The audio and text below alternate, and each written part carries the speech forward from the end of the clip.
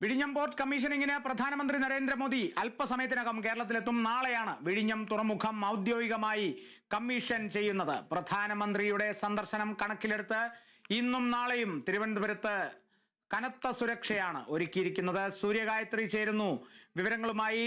സൂര്യ, പ്രധാനമന്ത്രി അല്പസമയത്തിനകം തന്നെ എത്തും. അതോടൊപ്പം നാളെ കേരളത്തിന്റെ സ്വപ്നങ്ങൾക്ക് മിഴി തുറക്കുകയാണ്.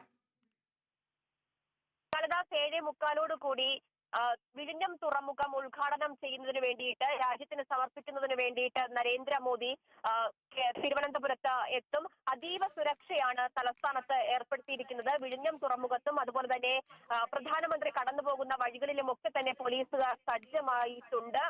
വലിയ സുരക്ഷ, അത് കടലിലും ആകാശത്തും കരയിലും ഒക്കെ ആയിട്ട് അതീവ സുരക്ഷ പ്രധാനമന്ത്രി എത്തുന്നതുമായി ബന്ധപ്പെട്ട് ഒരുക്കിയിരിക്കുന്നത് എന്നുള്ളത് തന്നെയാണ്.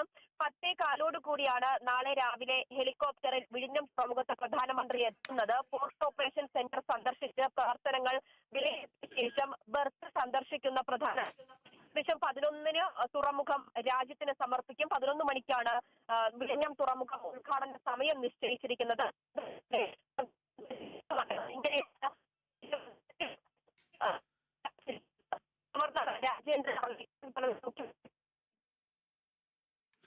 ശരി, സൂര്യഗായത്രിയാണ് വിവരങ്ങൾ നൽകിയത്. വിഴിഞ്ഞം ഉദ്ഘാടനത്തിനായി പ്രധാനമന്ത്രി തിരുവനന്തപുരത്ത് എത്തുന്ന സാഹചര്യത്തിൽ തലസ്ഥാനത്ത് നഗരത്തിൽ കനത്ത സുരക്ഷയാണ് ഒരുക്കിയിരിക്കുന്നത്.